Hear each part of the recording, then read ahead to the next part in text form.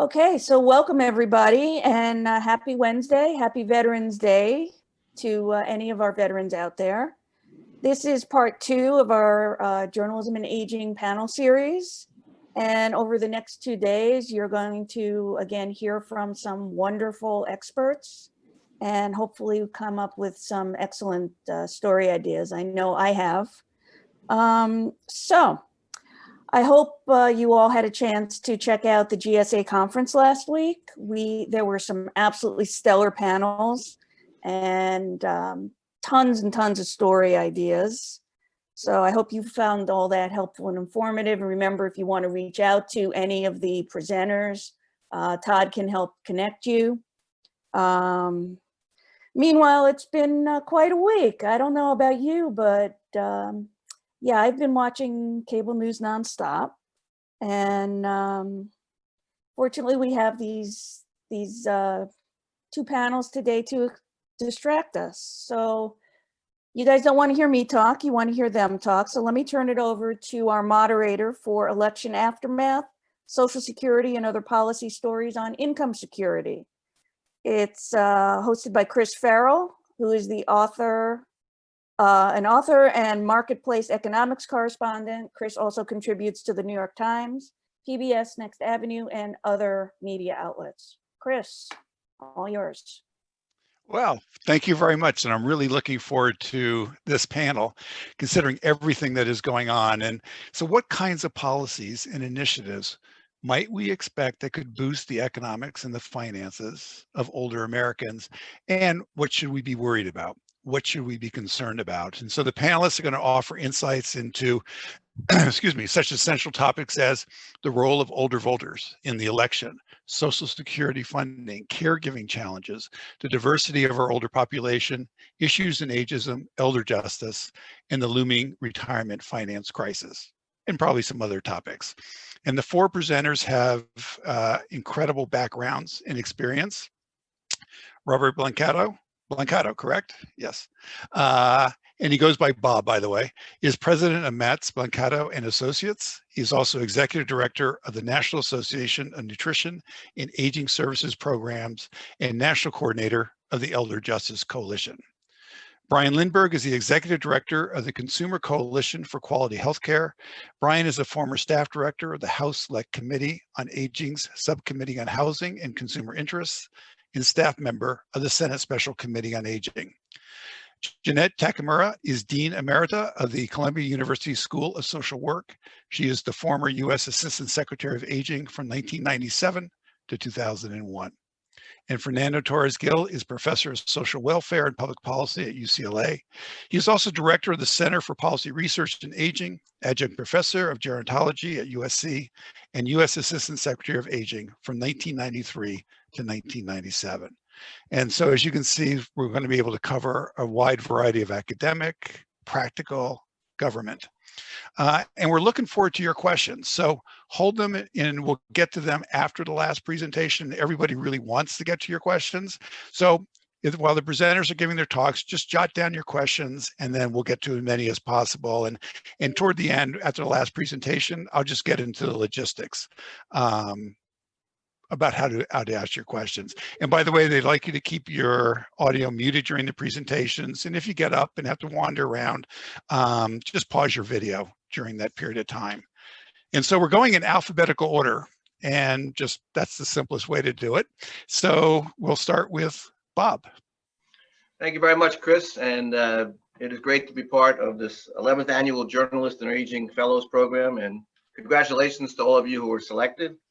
I want a special thanks to the irrepressible Paul Clayman, as well as Liz and Todd for doing all this work to put this together. And Jeanette and Fernando and Brian, my buddies, it's going to be great to have this panel together with you. You know, in my world, doing national public policy and advocacy, I've long valued the relationships that we have with journalists. You know, your work in covering issues has helped to shape public policy, and that must continue. I've seen it firsthand in the area of elder justice, how the media has shined a light on this ongoing national tragedy and made a difference. So a sincere personal thank you to you and other journalists. I've been asked to touch on some of the big battles that lie ahead, both short-term and longer term, and which involve aging issues. I want to start by registering a hope for the future. I would hope that we would begin to focus on almost all major issues as aging issues, as compared to making them distinct. I was doing a panel the other day, and the issue of climate change came up, and it was presented to me that this issue usually features only younger adults as a generation who cares.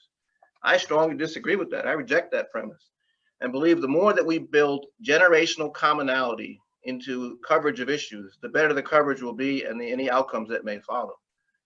So let's talk about some of the battles. There are two right off the top: concession and transition. It's hard to believe we even have to talk about the first, but we do. I have noticed driving around Washington, D.C. on a lot of car radios, I do hear one song played very loudly since Saturday afternoon, which is Ray Charles' song, "Hit the Road, Jack." And the question is, how much longer will this lack of concession be, and how much more damage will there be associated with it? I think the New York Times headline this morning was very important. Election issues nationwide find no fraud. I think that makes a very important statement. And I guess the trigger on this comes from the GSA indicating that it accepts the election results and authorizes transition activities to officially begin. There are rumors that could be as early as Friday. I hope that is the case.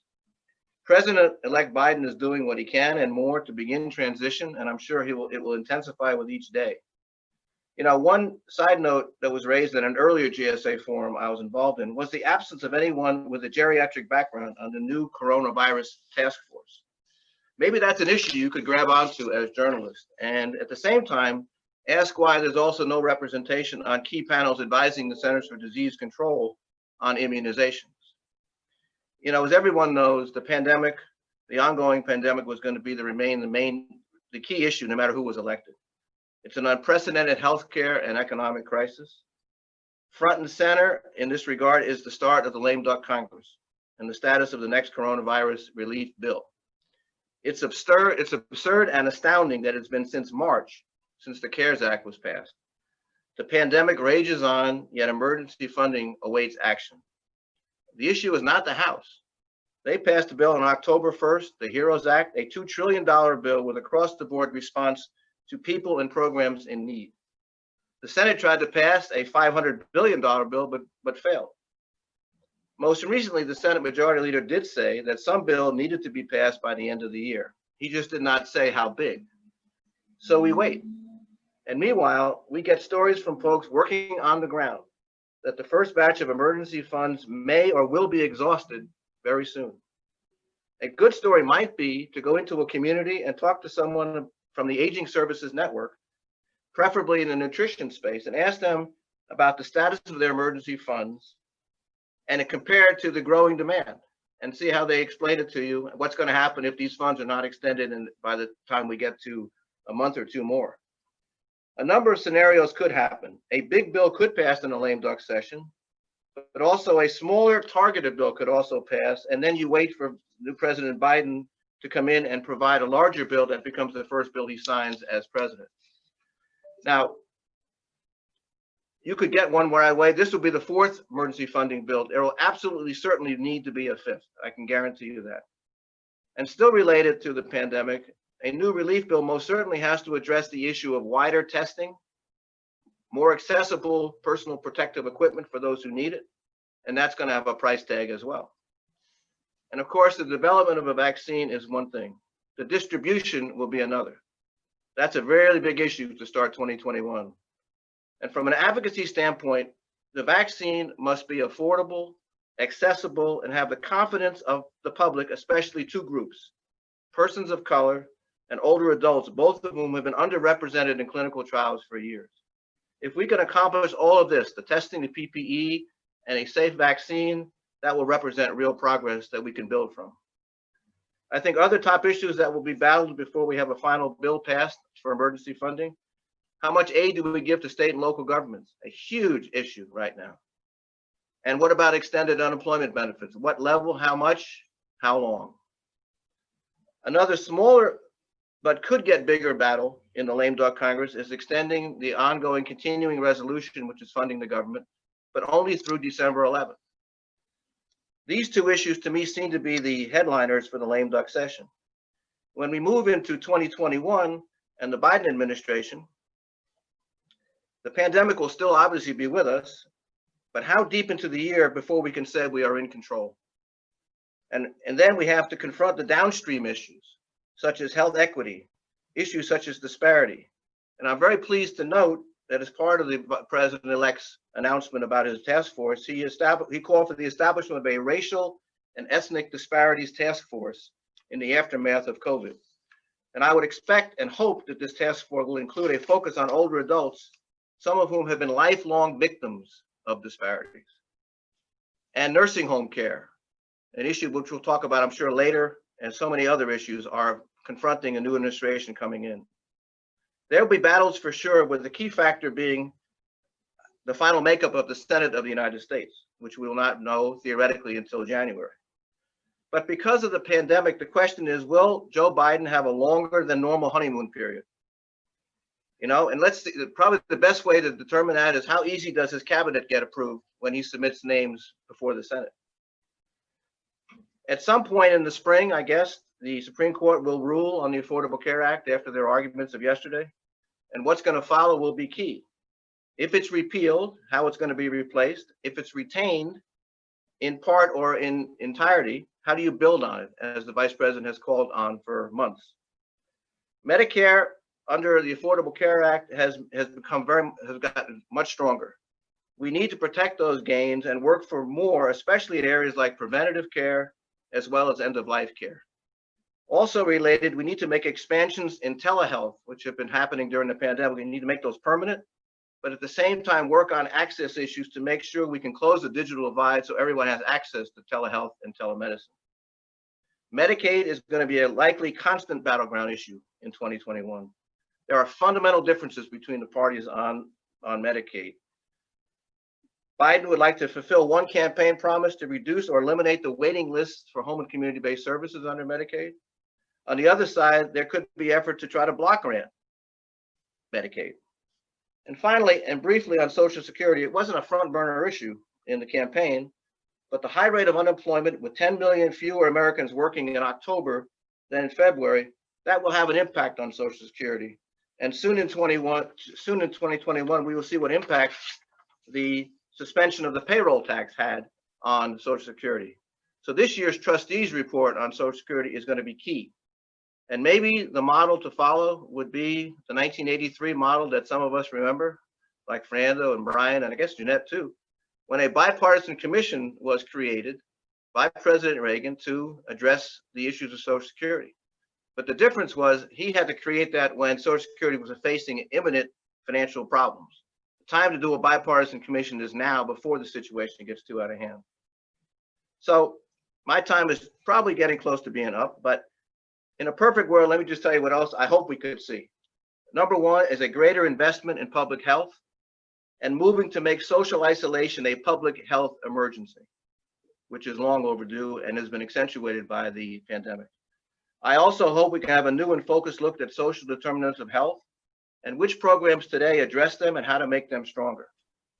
So with that, Chris, I will stop and look forward to the remaining comments of my colleagues. Thanks very much. Well, thank you. And now let's turn to Brian. Thank you, Chris, and good afternoon and happy Veterans Day to everybody. I want to first thank Paul and Todd for including me in this panel. It's an amazing panel. I can't remember being on such a distinguished panel. We've got two former Assistant Secretaries of Aging. We've got a former Executive Director of the White House Conference on Aging, all of whom are true groundbreakers in our field and have made significant marks in aging policy and academics and research. So it's wonderful to be on the panel. Let me start with this basic statement. The election was not about Social Security and retirement. Joe Biden's election does create an excellent opportunity, I think, for both articles and some policy in this space, but it really wasn't about those issues. In other years, it's been much more important to voters to fight for Social Security, Medicare.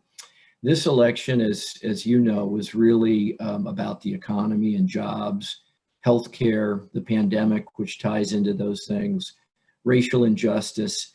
The Supreme Court absolutely, I think, played a role in the election as well, even though the process was underway for the last justice to be appointed. And of course, the overarching issue was presidential tone and how many of us have been worn down over the years with this president.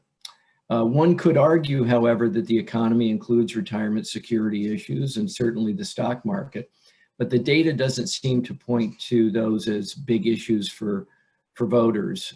In fact, as Bob mentioned this in a way, President Trump's pledge to try to end payroll taxes really was not something that voters seemed to be very worried about. And of course, Social Security and its future is tied to payroll taxes. Since I have the stage, let me say a little bit about my theory about the election, and luckily it wasn't quite covered by Bob.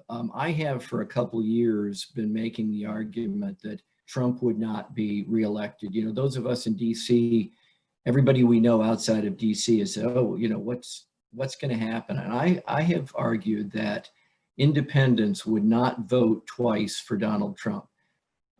They made a statement about the system and they wanted to give an outsider a chance last time around, but they wouldn't be pleased with the partisanship, the chaotic approach to his governing, and they would fall to the other side. And I think his steady attack on everything President Obama did was also a very negative for independents, because many independents actually voted for Obama. Some of them voted for Bernie, as you recall, in the primaries. So I think that made a big difference. I looked at the data the other day, and the best I could find was, I think it validates what I've argued, and that was independents voted 54 to 40%, 14% more for Biden over Trump. Trump actually won independents over Clinton 46 to 42. So that's an 18, depending on how you look at data, that's a big swing, you know. And so I think they really did walk away from that vote. Now, remember, Republicans always vote for Republicans, Democrats always vote for Democrats. And that was the same this year. 94% of Republicans voted for Trump and 93% voted for, of Democrats voted for Biden. So there weren't big shifts there.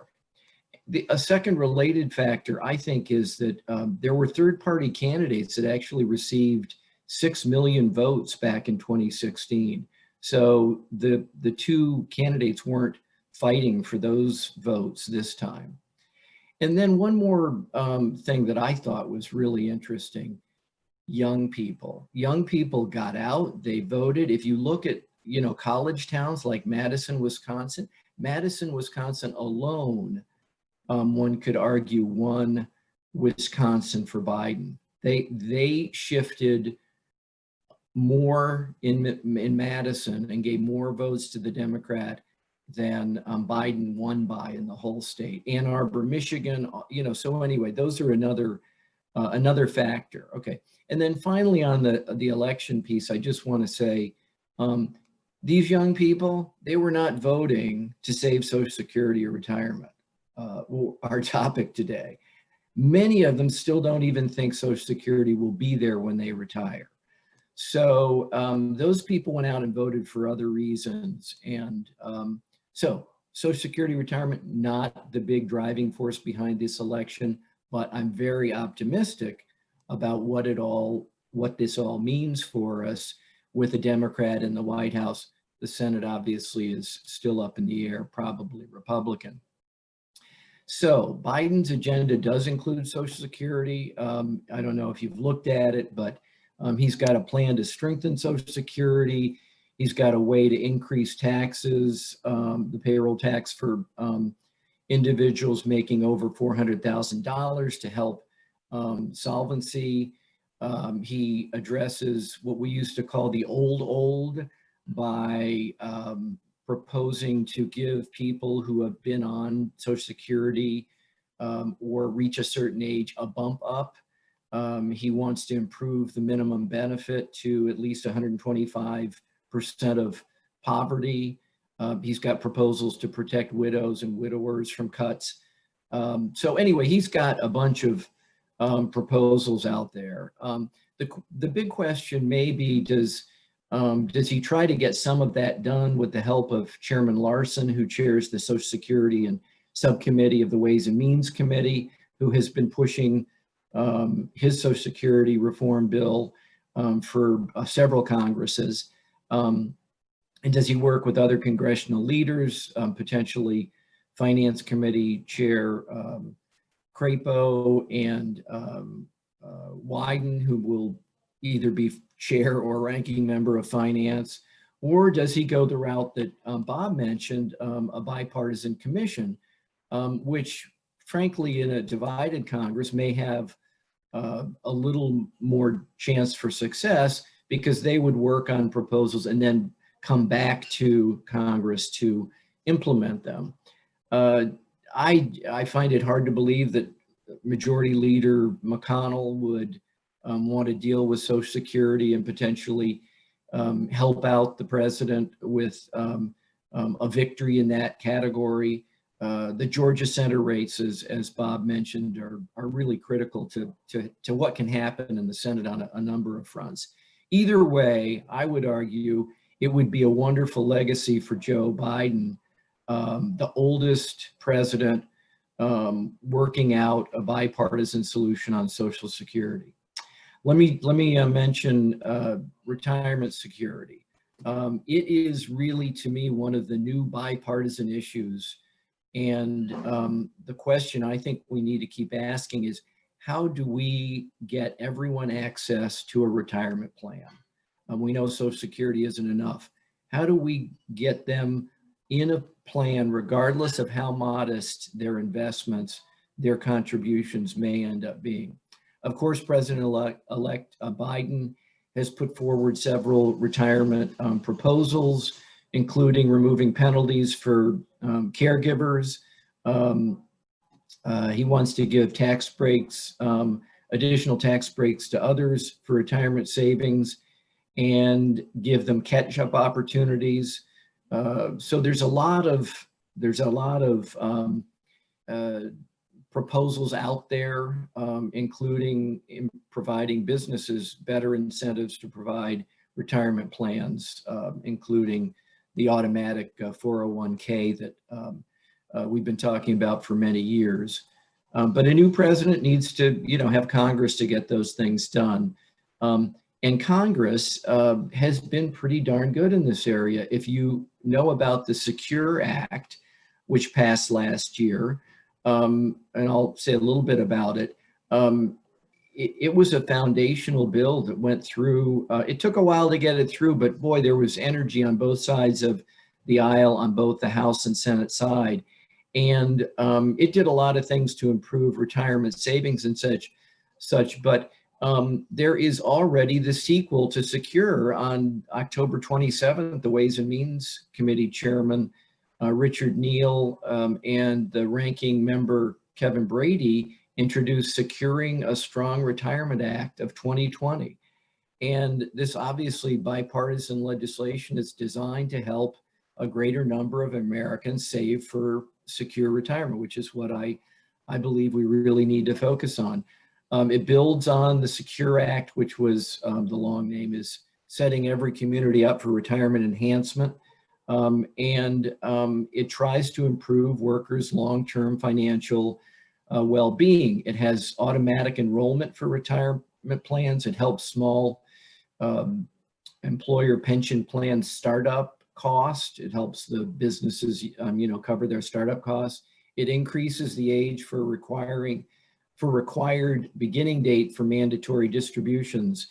The Secure Act had done that as well, but now it would move from 72 to 75 when you've got to start taking your money out.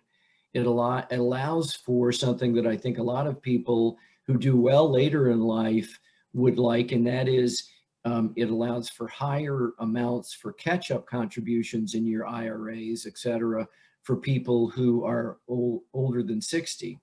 and it makes it easier for business to be a part of multi-employer plans. So I think there's a lot of stories, there's a lot of interesting pieces out there in this bill. It also addresses military spouses and their ability to, have portability with their retirement plans, with the military families, as you know, moving all around the country. So I think there's some great opportunity there. Let me mention quickly a couple Leadership Council of Aging proposals. The LCAO, which is a big group in DC, 60-some organizations, Leadership Council of Aging organizations, and they are working on their proposals for the transition. Let me just mention a couple that are on people's minds, particularly because of the pandemic. They propose a pandemic benefit increase, which would provide $200 increase in monthly benefits for Social Security veterans and SSI beneficiaries through the end of 2021. This would put about $2,800 in the pockets of older adults and people with disabilities who have earned this benefit by contributing to Social Security, through their paychecks for many years. A simple benefit increase like this would improve the lives of these older adults and individuals with disabilities while we have this, while the economy is restabilizing and trying to recover. The next piece is what they're calling, I hate to even bring up this with my panelists because we all remember the old notch babies, but this is the 2020 notch. For those who turned 60 in 2020 and who will receive, because of this whole year of pandemic, they'll receive a lower lifetime Social Security benefit than those who turned 60 in 2019. It's basically math. It's basic math. If the economy and a recession occurs, if an economic recession occurs and many workers lose their jobs and experience reduced hours, then they end up, the average wage falls and the benefits end up being reduced. Some estimate that in 2020, the amount could drop by as much as $1,400 a year, and that would be a lifetime influencing factor.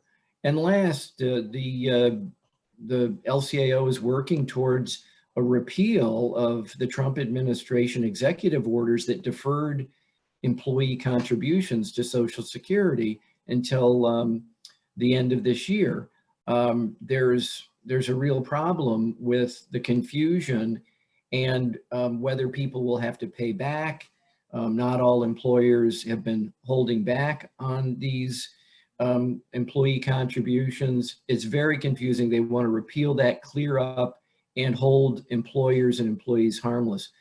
Finally, let me say that the income security of older adults, and frankly, most of us, most Americans, is tied to the cost of their health care. So if the average person receiving Social Security is spending the whole check on out-of-pocket health care costs and supports and services so they can stay in their homes, they very well may be thrown into poverty because for so many people, the Social Security check is really the only leg of the three-legged stool we used to talk about. So as we look at the ways to boost Social Security and retirement, we have to always keep in mind that one of the biggest goals overarching is keeping healthcare costs down so that everyone doesn't spend any of these increases we're able to create in Social Security, ability to save, et cetera, spend it all on their healthcare coverage. Thank you, and I look forward to hearing the other panelists and Q&A. Well, thank you very much. And now we'll turn to Jeanette, and please.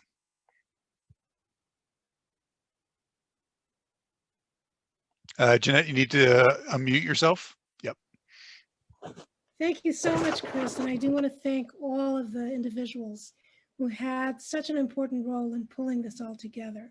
So Paul Clayman, Liz, Todd, all of you, thank you very, very much. You've given us an opportunity to speak our minds, and I will. So let me say that I thought about two things. And kind of in the mode of President-elect Biden, let me say, number one, this panel is comprised of colleagues who have aged together over about 3 decades. So we're all younger, and that includes Paul Kleeman. And we are still kicking and still fighting for the issues that we care about. Number two, obviously, I'm the only woman and also one of 2 persons of color.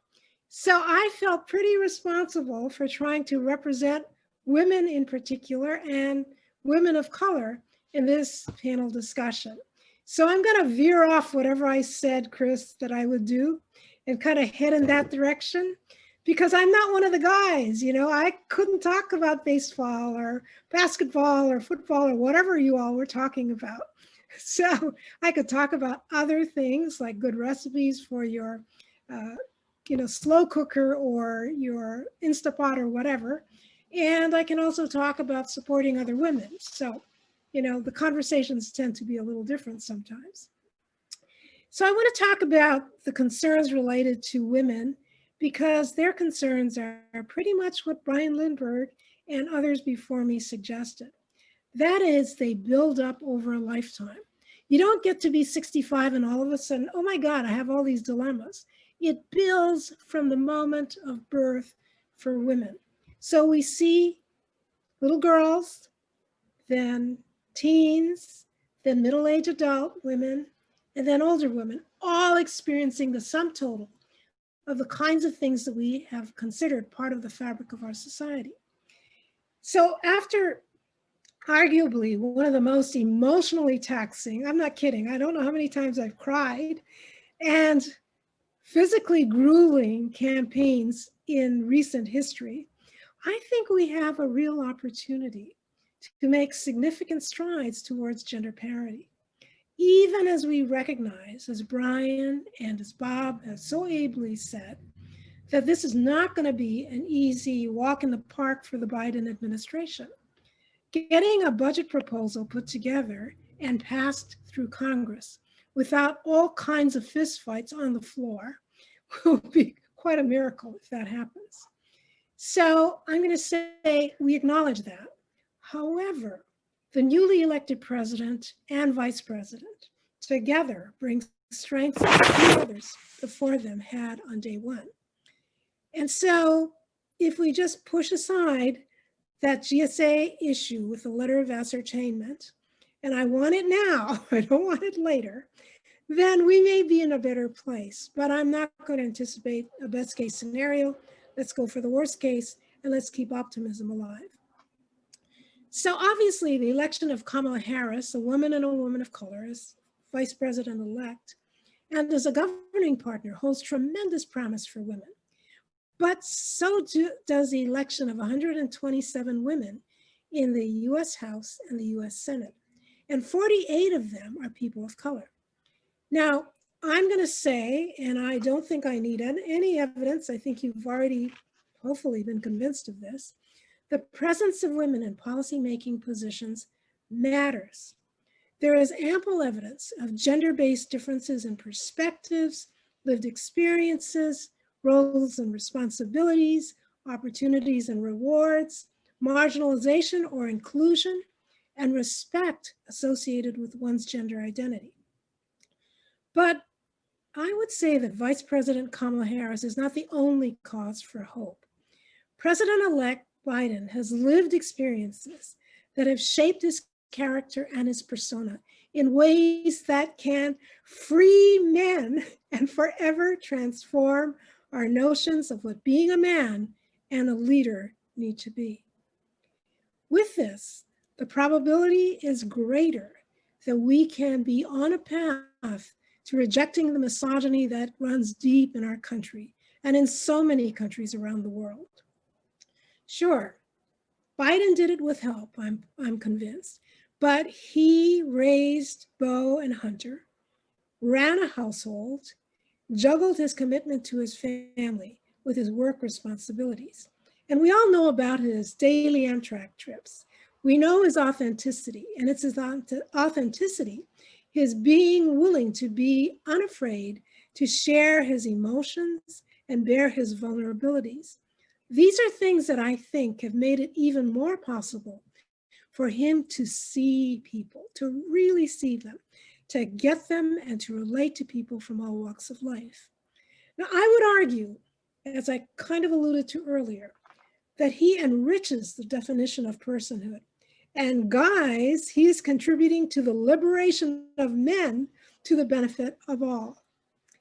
It's the intersection of Biden and Harris's complex life stories and lessons that suggest this is a time to reset some of our fundamental assumptions and begin to use the challenges that lie ahead to construct new social realities, create just policies, and build new infrastructures that can enable gender and racial equity. I'm hopeful that we can arrive at an appreciation of particularly the implications of supporting working women and women who are caregivers, and see that such support is not depleting our economy, but actually could bolster the economy. Now consider this, even before the coronavirus began to decimate our communities, many American women were already at their breaking point. We need to stop embarrassing ourselves in the global context with the false belief that we are leading in the movement towards gender parity. 40 countries in the world have already achieved it, according to the indicators provided by the World Economic Forum and also OECD. Where do we sit? We're 53rd among the 153 nations. And guess what, folks? My friends, when the election campaigns were going, we're all talking about where are we going to if? And so they were ticking off all the countries they would go to. And Canada was a pretty far ahead favorite, except that we in Hawaii don't like the cold. But nonetheless, it was a favorite. And let me tell you what, Canada in this ranking on gender equity ranks 19th. We're 53rd. All right. So gender inequity affects the economic security of women throughout lives. Baked into and impacting our daily lives are inequitable policies and procedures, mindsets. The mindset gives rise to certain policies, certain procedures, the structures that we continue to hold as traditional and to be there for perpetuity. So these things are drawn from values and beliefs that support male dominance, which show up in the kinds of behavioral norms that disregard women and people of color. They impede girls, then young and midlife women, and finally, women in their older years. In truth, these policies, these mindsets, values, norms, and beliefs work against all of us, irrespective of gender or race. A recent study noted that about 40% of American women are just plain exhausted. And I think I'm one of the people in that 40%. That is compared to 31% of men. We've known for a long time that a growing number of middle-aged women are sandwiched in caregivers to several generations of family members, children, grandchildren, spouses, parents, and others. What Sheryl Sandberg, an Apple executive, has called the double shift carried by women is something that is old news to us in these circles. There are indeed women who bear work, responsibilities, and childcare or elder care, or all three, and then some. Now, one might think that it was the coronavirus that led to the breaking point for many women. You know what? The Kaiser Family Foundation has said, low-income women, and especially women of color, are placed at the greatest risk by COVID-19. But 50% of women of color had been talking about leaving the workforce, leaving their positions before COVID-19. And since September, 865,000 women have left the US workforce. Now, this is before we knew that COVID-19 was going to be an identified public health threat. And 1/3 of working women are still reportedly contemplating leaving the workforce. I would say that this has profound implications for our communities and our economy. Now, as workers, mothers, and caregivers, women are tired and are stressed. My students keep asking for a delay in their submittal dates, due dates, and I give it to them because I know that they're stressed. But you know what? I would love to have my due dates also pushed back sometimes or pushed forward. For women of color, many of whom are essential workers, their stress is further heightened because they are frequently in positions that are not well compensated and because they frequently must deal with those microaggressions, indignities, and fears because they are being marginalized, undervalued, and underpaid as women and as persons of color. Now, I want you to consider also, only 12% of American women say they are doing extremely well. That's compared to 31% of men. There are all kinds of policy impediments to gender parity. They include the lack of paid parental leave, paid sick leave, universal quality childcare and after-school programs, job flexibility. I still think that we're going to always be online Zooming each other in the future, but there can be more job flexibility. The kicker is this: most of the women who are earning lower incomes and women who are of color are essential workers. They can't deliver your food by Zoom. They can't clean your buildings by Zoom. They can't check out your groceries by Zoom. So there's no alternative for them. They've got to be in the workplace. Now, we've talked so often for decades about pay inequity. Women now make about 81 cents to every dollar paid to a man. Black, Latina, and Native women make 75 cents to every dollar. Asian women earn 95 cents, and Pacific Islanders earn about 80 cents to every dollar paid to a man. So here's what's important. 2/3 of minimum wage workers are women, and many are mothers who bear a motherhood and a child care penalty as they go in and out of the workforce to bear and care for children and also care for parents, spouses, and others long term. So as they do this, the penalty is they're disrupting their career and salary trajectories, but they're also taking on a tremendous amount of work and stress. The Institute for Women's Policy Research has reported that if women were to have equal pay, poverty among working women would be cut in half. $482 billion would be added to the economy, and every state's economy would grow. Now, widely available support for family caregivers would help prevent workers who have had to cut back their hours or leave the workforce from forfeiting their careers, their optimal income earning potential, which then determines their retirement incomes. And finally, it would keep them from having to forfeit those higher levels of retirement incomes. For those who are earning minimum wages, that is a punch to the gut, to have to leave your work or do work as an essential worker and go home, handle a household, and handle children and your spouse possibly, and also your parents and others.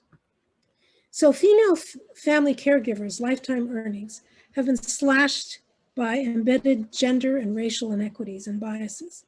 And now arrested work periods will have significant impact on their retirement income. So we know that the Families First Corona Response Act actually did provide some relief to many Americans across the country, but that's not an act for permanent programs. So according to Finkbeiner and Rising, 70% of workers, irrespective of gender, didn't have one single day of sick leave available when the coronavirus hit. Bateman and Ross remind us as well that when the pandemic was at its peak, 95% of the US population was under stay-at-home work orders. And so approximately 1.2 million jobs were lost by persons 65 plus, rising about 4 times from March to May. Well, the reality is this. Here's my point. Investing in supporting women is as an essential resource to build back better, to me, is absolutely necessary.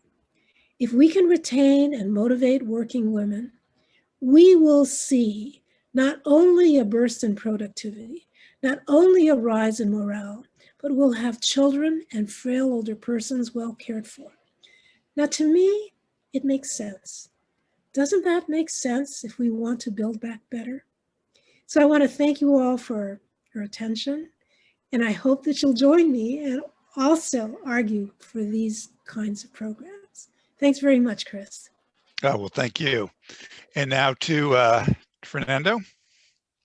Well, thank you very much. I think I can honestly say these three are a real hard act to follow. And Jeanette, you just made it that much harder.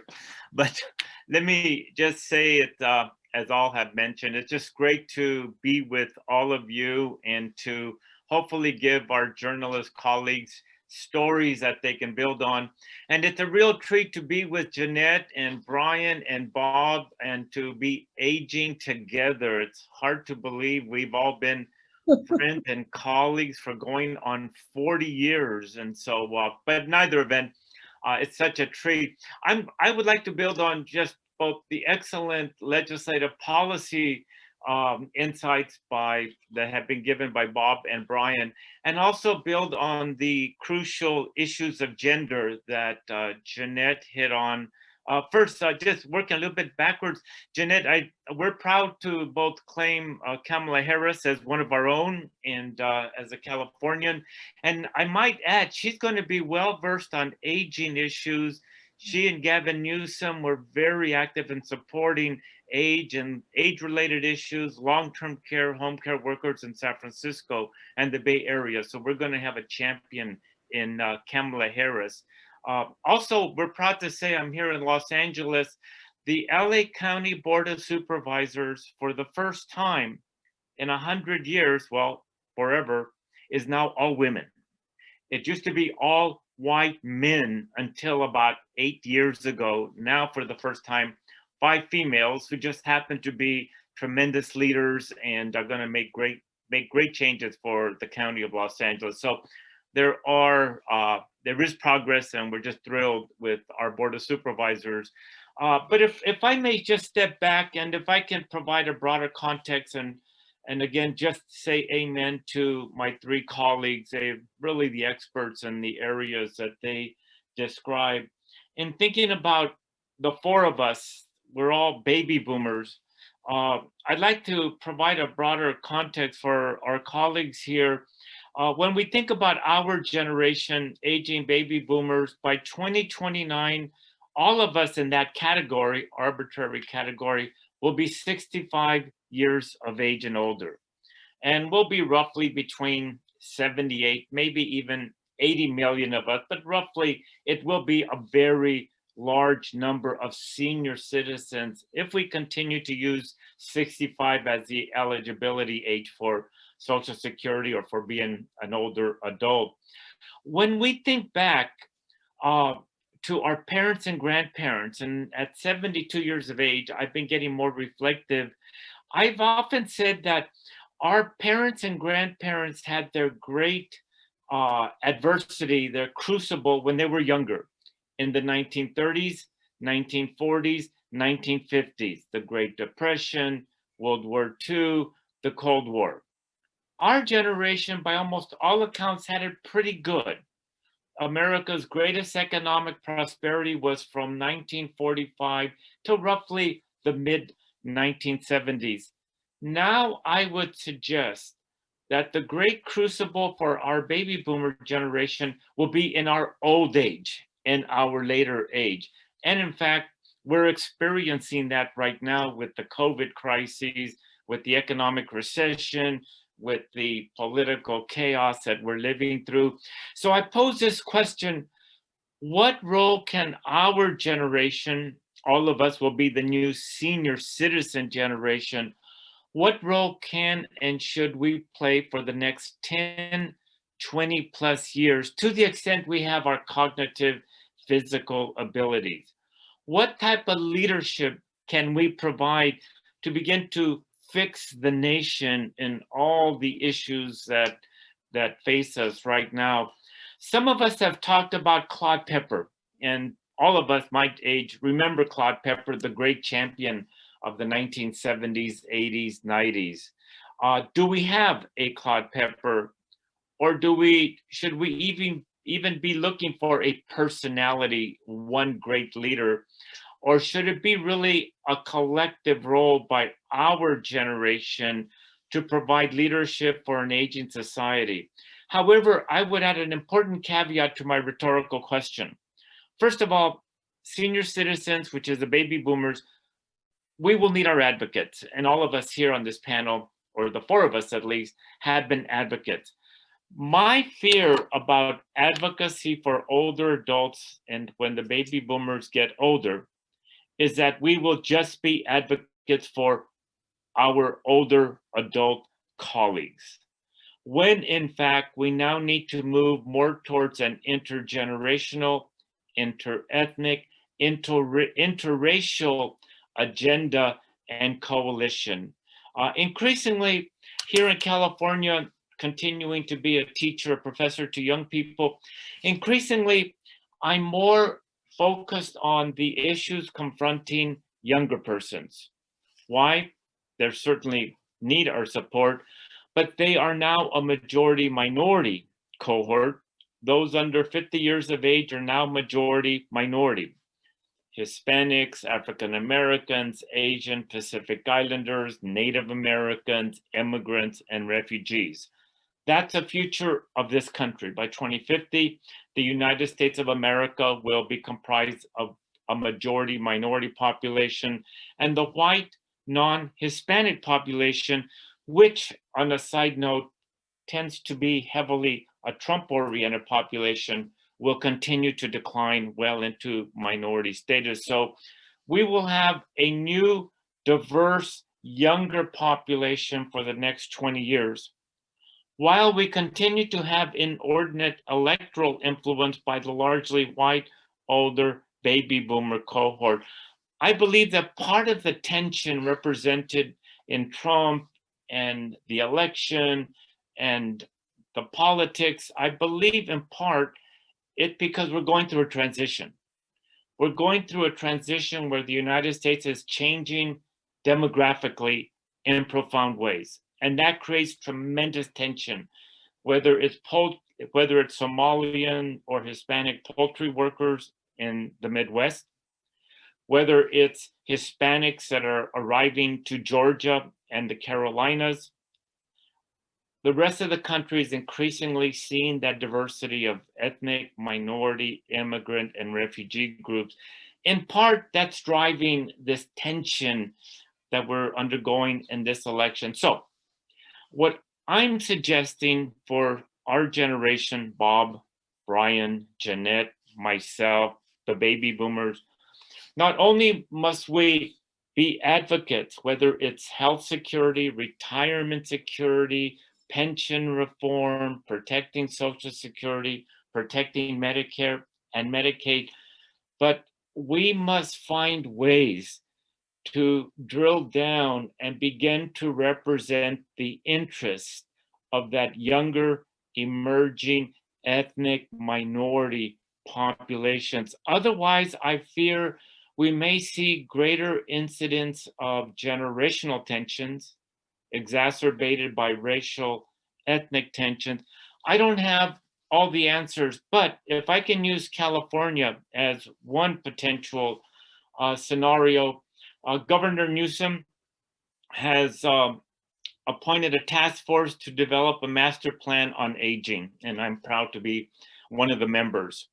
And as we went through our planning, how we're going to prepare for California's large number of older adults, while California is now majority minority, we realized we needed to come up with a new framework to move away from the generational differences.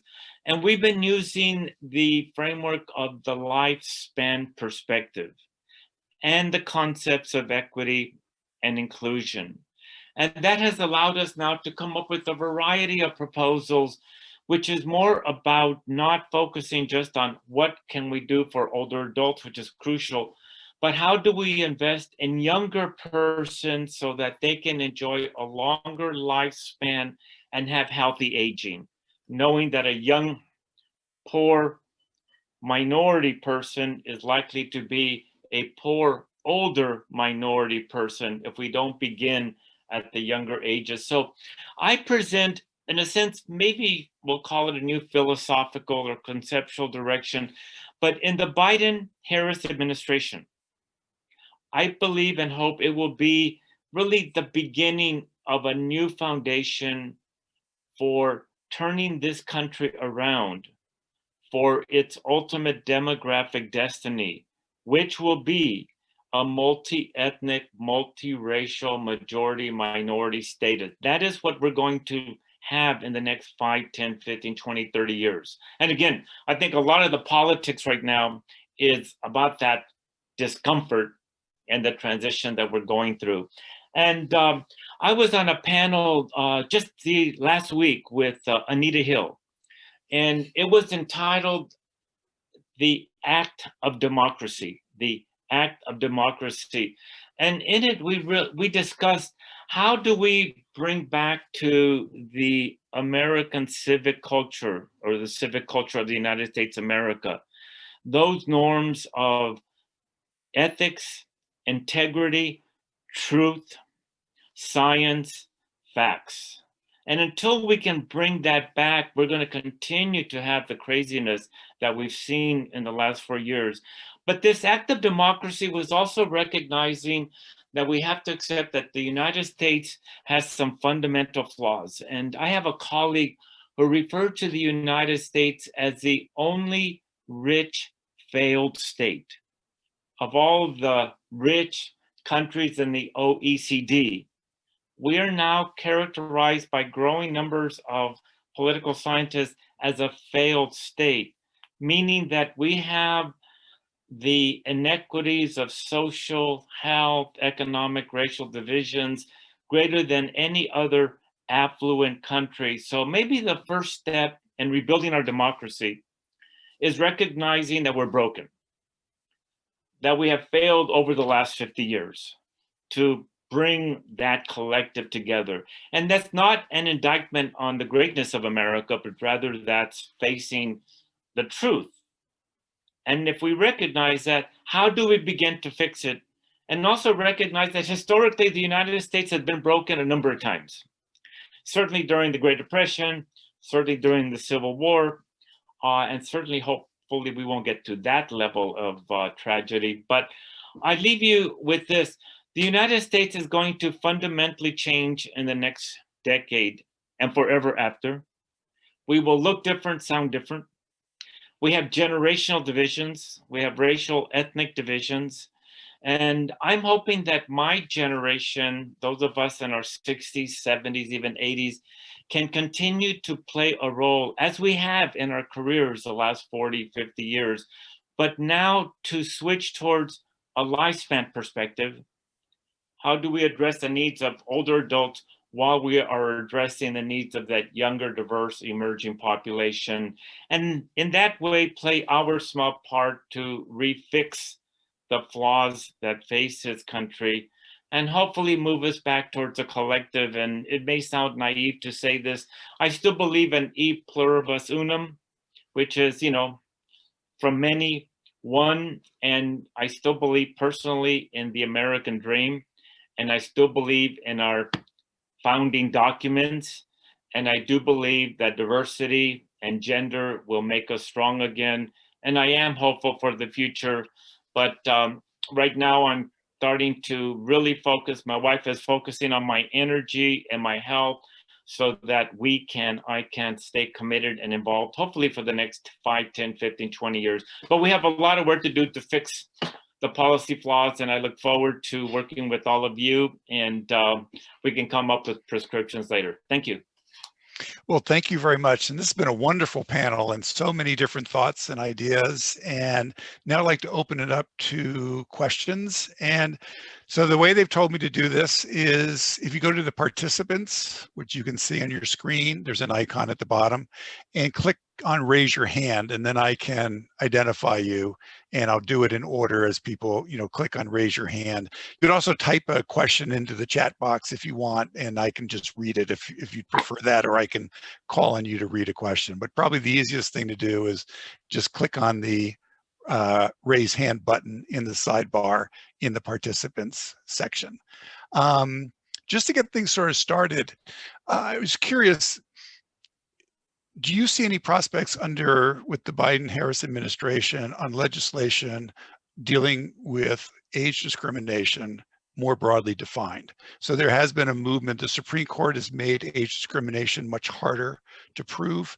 But there's also been movements about not just about age discrimination, but broadening our definitions of age discrimination and making it, giving people more legal recourse if they are being discriminated against. Legislation has been talked about over the years. Do you see anything changing on age discrimination in the new administration?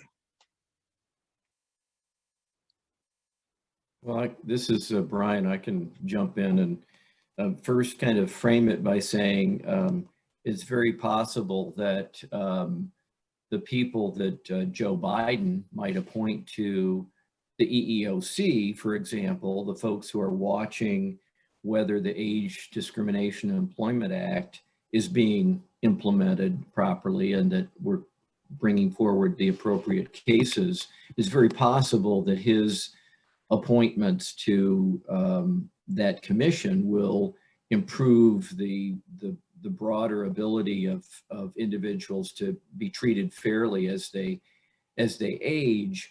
We found historically that there have been some conservative administrations that basically continue to bring single cases forward around age discrimination, but avoid the cases where there's broad-based discrimination and those cases could lead to more important changes in the employment environment. So let me start out with that and see what our other colleagues think.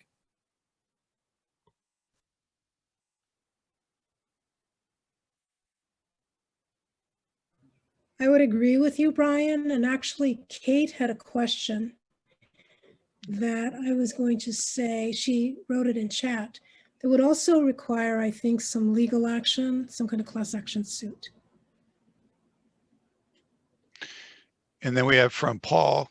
We're especially aware that COVID-19 has brought out some of the less attractive sides of the American character. We've seen not just ageism, but ableism. And one of the issues that we've struggled with in California and in different states are critical care standards, which a number of states have proposed, which would ration intensive health care like ventilators based on age and health condition. You're older, you have worse health or disabilities, you're less likely to have access to these kind of medical intervention. So I both work in the aging space and the disability space, so I'm certainly cognizant that we're going to need to address the underlying and overt issues of ableism. This administration is going to be heavily committed to the age and discrimination issues that affect persons with disability, as well as those that face older adults that are going to face various chronic conditions.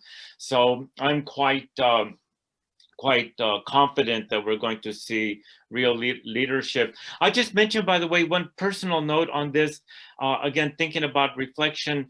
I'm 72 years of age. I contracted polio when I was 6 months of age.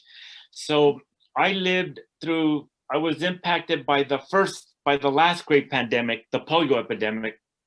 And now I'm living in the next great pandemic, the COVID-19, which especially impacts older adults. So it's this ironic bookend that I'm facing, but in either event, aging with the disability and those concerns are going to be very much foremost in this new administration, and a number of disability advocates will be appointed to various parts of the administration. Let's go to Lola Butcher. Lola? And you need to unmute yourself. Hi, thanks. Fantastic panel, and I learned a lot. I think this question is for Brian, although you know, any person is I'd like to hear from. When I have the impression that when the economy declines, or when jobs are in decline, and when getting social support is difficult, more people get Social Security disability. And I know in some states, you know, there's been a increasing number of people on Social Security disability over the past several years. Is that the same pot of money as the Social Security that we get as older people, or are those separate pots? And yeah, is it the same fight to strengthen that whole thing, or is that two different arguments? Yeah, well, that's a good question. First, let me say that there are proposals to permanently merge the two trust funds. In the last bill that adjusted the disability trust fund to make sure that it was solvent for a longer period of time, they did, I don't know if it would be considered a merger, but anyway, it addressed both the trust funds, but there is a permanent fix that a number of people have proposed. Let me say, though, that over the last 4 years during this administration, the number of individuals going on SSDI has actually gone down. And so there's a real concern among advocates that, in fact, there have been a number of policy and administrative maneuvers that have made it more difficult for people who are probably rightfully eligible for those benefits, SSDI, to secure those benefits. And as you probably know, an ongoing story is the waiting list, the long amount of the waiting list, waiting to find out if they're going to be given the benefits, but also the waiting time. I always think, you know, it comes up now and again, but there's a story out there in just the number of people who literally pass away before they get their benefits because the process takes so long. Does someone want to correct me or modify the issue of the two trust funds? No, you seem to be fine. Let's go to Liz. You raised your hand. Unmute. Jenny, thanks. Jeanette, sorry. Thank you for talking so much about the plight of women, particularly as caregivers. It's something I write about a lot. And I'm wondering if you can talk a little bit, since you're in Hawaii, of their policy that actually pays caregivers, family caregivers, and if there's other similar policies in other states. I think Minnesota and Colorado, as well as California, were looking at these issues. Yeah, I think a lot of states are looking at the issue. The question, and here's where COVID becomes very relevant. The question is whether the state's economy can sustain programs such as that for at least the immediately foreseeable future. So, you know, it's wonderful that the program is there.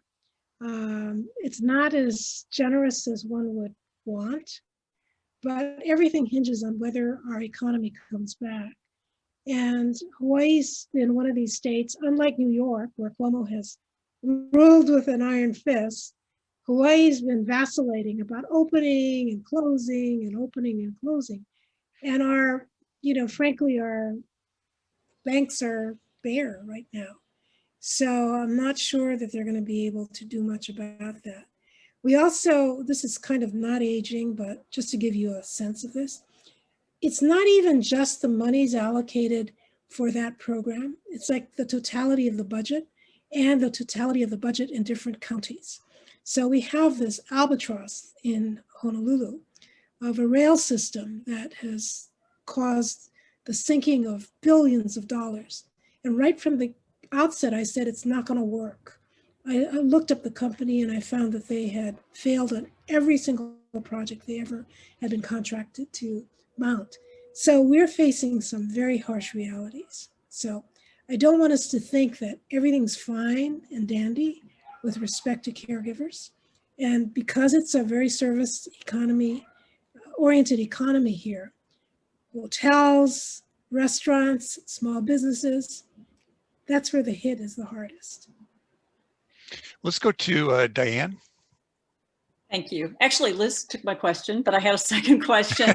I actually saw a report this morning about President-elect Biden possibly supporting lowering the Medicare age from 65, eligibility from 65 to 60. And it sounded like that there would not be support for that in Congress, particularly the Senate. I was just wondering if anybody could comment on what the possibility might be of that, or if that might be something that might come down the road, if there might be support for that later. Thanks. I saw that same report, and it's not new idea. You know, you've got conversations that have gone from Medicare for all to Medicare for more, and where it ends up with more is at the 60 level. You know, my sense of it is any adjustment to Medicare of that nature would have to run through what they call the scoring process. And once they see the scoring process, that may or may not be the death knell to the idea. How much is it going to cost and what we have to do? And so that would take a little bit of extra advocacy, I think, to show the need to do that. But I would expect they'll put something like that forward. And I think it won't go lower than 60, at least in the beginning. But it's a live issue, and I think it'll show up. That issue was developed in the during the policy planning for the transition, so it is going to be one of the proposals. But again, going back to Bob's point, how feasible is uncertain, but it's one attempt to try to expand coverage, especially given the uncertainty about the Affordable Care Act.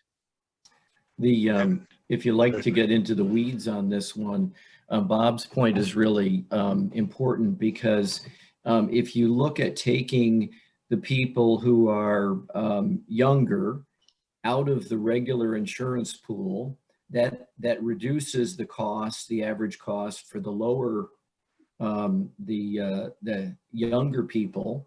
And if you put those people into the Medicare pool, it actually reduces the average cost in Medicare as well, because those are slightly healthier people than the rest of the Medicare population. So if, as Bob points out, if you could, if the numbers work, and some people think they might with this area, it might have a different chance than if it's just a political ball being tossed back and forth.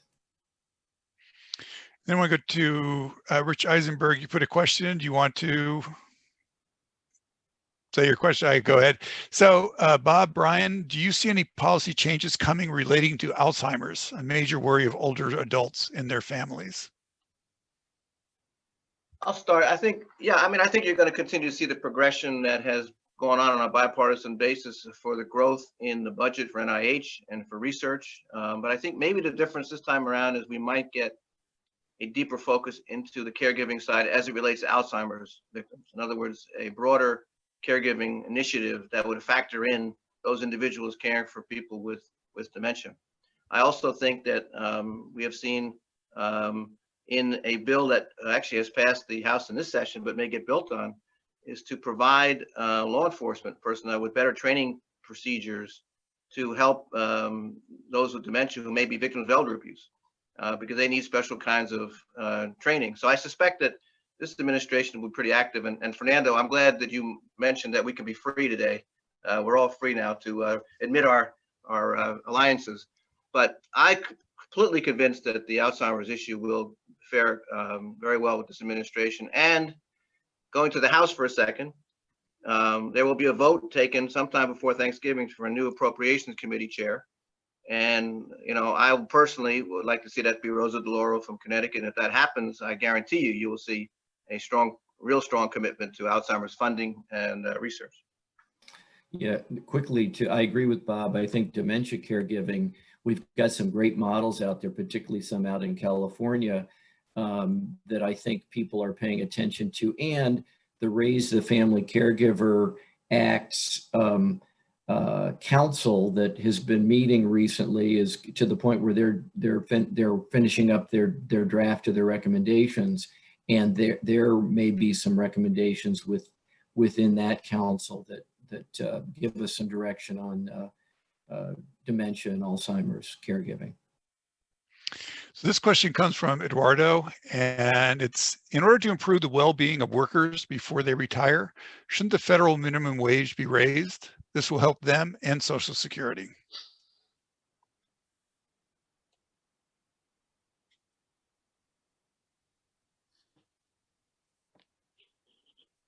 Yes, and it's Yes. Yeah, I'll just say yes. Right. Yes. Jeanette?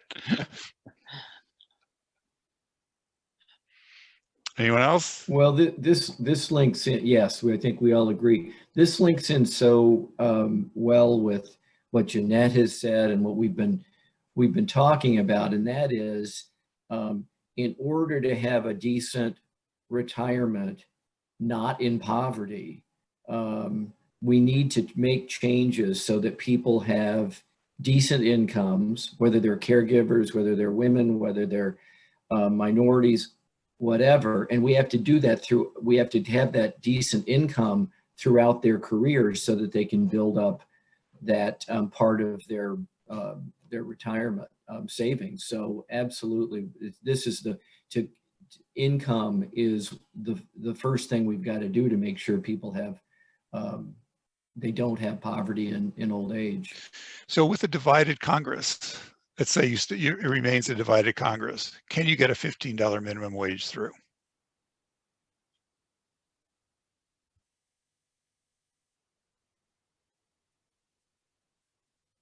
I'll venture a guess that it's going to be very difficult, but the thing I would look at is what states do it.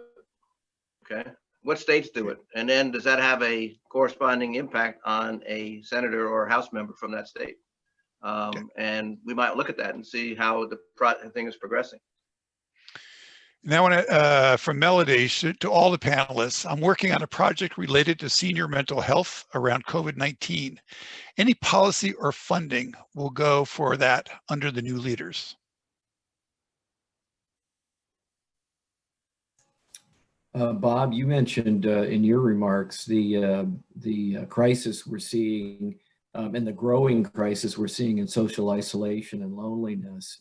And there is some money that could be potentially used under the Older Americans Act to address social isolation.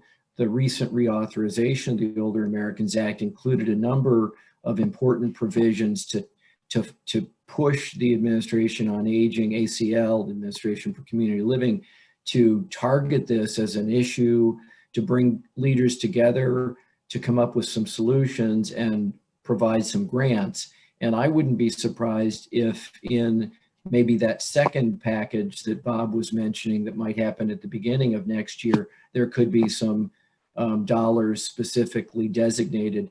There is something in the HEROES 2.2 Act, I believe, that could be used for this area. But mental health, we're linking very closely this issue with mental health needs. And let me just add that, going back to what I said earlier, this may be one of those issues where there's a generational commonality. I want to emphasize Fernando's point about the responsibility we have to address these issues on a generational basis. Mental health is not an issue related just to older adults in the COVID. It's affecting everyone. And so they really should be a greater emphasis in the COVID 4 bill and the 5 bill going forward. And we should look at policy ideas that have been put forward. And I'm pretty confident that there'll be some attention focused on that in the future bills. But your story could be helpful in getting the stories. Because, the one thing that's unique about this environment in Washington right now is that in the beginning of the year, in the beginning of the pandemic, they passed 2 emergency bills in rapid fashion. I mean, $1 trillion bills passed with, no hearings, pretty much just, because they knew they had to do it. And what drove some of the decisions about funding were stories from the field, okay? Not empirical research, not this, it was about what was going on, what's happening on the ground. And we've got to really be prepared to have that material and information available for subsequent emergency funding bills, which means now. So I hope, Melody, you work, and if there's anything we can help you with, we're happy to in your development of your story. Can I just add to that? One thing that I think we need to be very cognizant of is that as we move forward, given what we have become very used to, that is the use of technology and Zoom meetings, etc. My physician friends and others have said that they anticipate that we will not be going back to in-person meetings anymore. And if you look at the populations that are most heavily impacted, there are often populations that don't have ready access to Zoom. They are sharing a computer with their kids, etc. And they may not be so technologically proficient. So we need to be sure that there are those services and programs. And we also need to be sure that there's access, real ability for people to use those services. And they've got to be multilingual in many cases.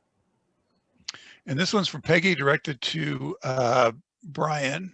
And do you see the U.S. Congress Joint Committee on Aging will focus on these issues such as minimum wage? Their focus the past year, I understand, has been on elder abuse. Yeah, well, the committee you're referring to, I'm assuming, is this Senate Special Committee on Aging. Bob and I served on that one, but I also served with Bob and Fernando on the House Select Committee on Aging, which isn't there any longer. I don't know about whether they will take on this issue. They're very interested in older worker issues and elder care workforce issues. I'm not so sure that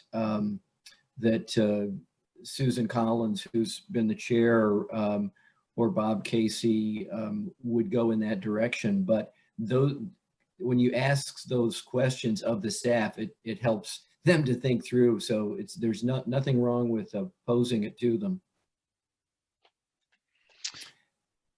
I'm just going to add one other thing in case I don't have another chance to comment. For those of you who want to follow up and interview other people, Cindy Hounsel with the Women's Institute for Secure Retirement is a wonderful resource in Washington. Bob and I work with her real closely, maybe others do. She can find you real people who are struggling with these issues, and she's also a substantive person herself. We're just about running out of our time. Dan, I saw you had your hand up. Was that from before and I didn't click on it, or was it another question? Okay.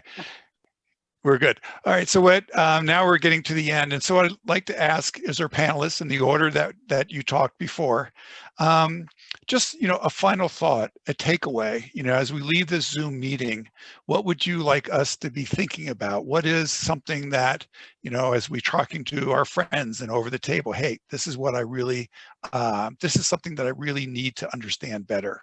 So what is a takeaway that you would like people to be thinking about? And we'll start with you again, Bob. I would hope that people would think, as we go through the pandemic and move to its hopeful control and then the downstream issues, that we approach the solutions in a generational perspective, because it's facing everybody.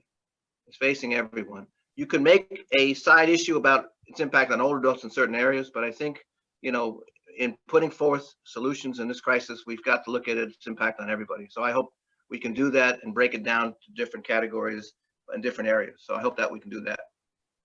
Brian? Well, thank you. Thank you again for including me. And I would just say, you probably realize this, but remember the important role that you all play as you develop stories and bring them forward in helping those of us who are trying to play a role in the policymaking world. It's critical that people in Washington making policy have facts and data and real life stories, and you can help us with that.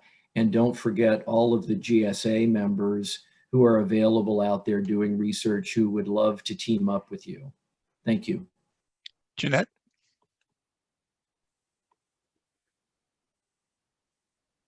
Again, thank you to the entire team that made it possible for us to join you today. So my final thought is this.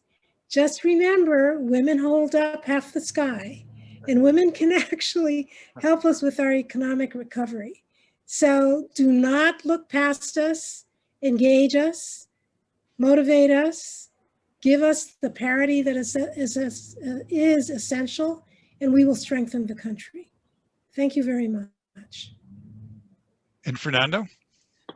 Immigration as an aging issue. We haven't talked much about it, but ultimately when we ask what will be the future workforce and how will we ensure economic productivity and prosperity, it will increasingly rely on immigrants and ethnic and minority individuals. The replacement rate for non-Hispanic whites has declined. The replacement rate for native-born Americans is well below 2.1. And sooner than we realize, we will be competing with other nations for foreign workers. And we see that now in terms of caregivers and the long-term care workforce. And lastly, older adults have been most uncomfortable with diversity and immigration. So if we can have stories that immigrants and refugees and foreign workers will actually help older adults in terms of caregivers and long-term care workers, maybe we can reduce the tension around issues of immigration reform. I'd like to thank you very much. I've learned a lot during this whole session. This has been a wonderful panel. And now I'm going to turn it back over to Liz. Okay. I just want to thank everybody. Our panelists were phenomenal, and I think they deserve a round of applause for the great job they did. Reminder to everybody, our next panel is at 3 p.m. Eastern. That's noon Pacific, so there's time to get some lunch or breakfast or whatever meal you're on today. And yeah, I guess that's about it. I hope you got as many story ideas out of this as I did, because I have an entire reporter's notebook now filled with thoughts and comments, and there's more to come. And remember, if you need an expert, reach out to Todd. He's very good at tracking down the right people for the right topic. And we'll see you again in a few hours. And thanks very much to Chris for moderating. It was terrific. It was my pleasure. So thank you. Okay. Thank So you, we'll everyone. see you later. Bye now. Bye.